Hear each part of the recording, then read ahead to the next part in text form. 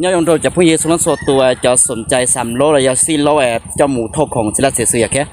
จอดเกวันนี้ถ้าต่อปอนเนี่ยนอนเยระดับเก่าอ้อ%ระยะกบเป๊ะ%นะเยต่อหังอย่าง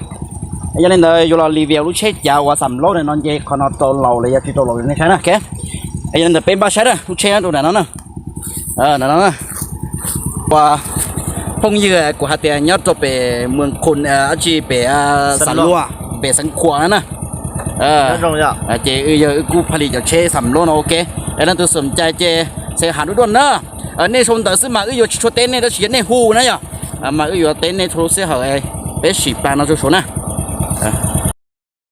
โอเคเจ้าโต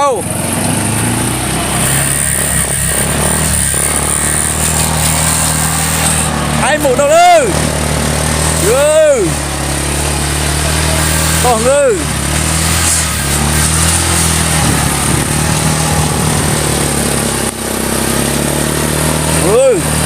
3 โลเลย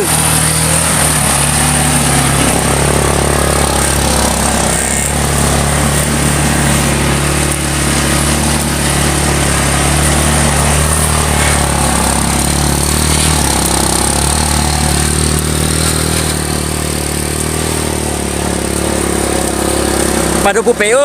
เจ๊ต้องเลยหลังจากนี้เปล่าอันหุ้ยนอนล้วนแต่นะแล้วตัวสนใจเด้อแต่เรากูยังมาเยอะช้าด้วยนี่ใช่อย่าตะการรอชูเราดูด้วยนี่หล่อลูหล่อด้วย3 โลเท่าเตาชีปัวกิโลเลยจะจบปัวกิโลนะสิริหาเตียโทกอบอโทของปอเลยจะโทอยู่อีชันเนี่ยตู้หมูไทยยามปอเลยจะหาเตียหมูตัวเล็กเต้เนี่ยเลยห่างตอนน่ะใช้ระดับเก่า%หากว่า%เนอะแล้วตัวจริงจังนะตัวสารหลวนะตัวใช้ปลาเนาะเทียตัวฉีกเนี่ยให้หึงเด้อรุ่นน่ะยังหงดาไปร้อยเด้อ